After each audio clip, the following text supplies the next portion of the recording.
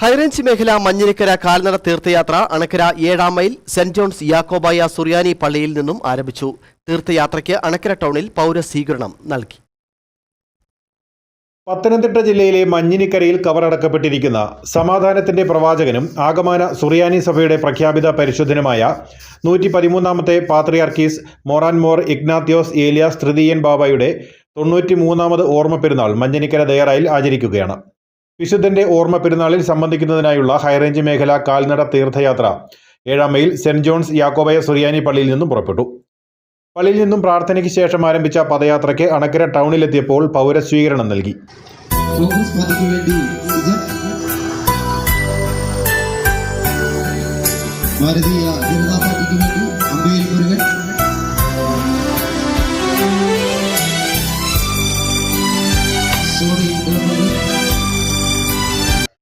തുടർന്ന് Puttady saint Mary's Yakobaya സുറിയാനി പള്ളിയിലും സ്വീകരണം നൽകി.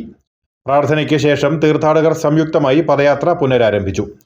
വിവിധ മേഖലകളിലൂടെ സഞ്ചരിക്കുന്ന പദയാത്ര 7-ാം തീയതി വൈകുന്നേരം മഞ്ഞിനിക്കരയിലെ ദയറായിലെത്തി സമാപിക്കും. News bureau, Anakkara.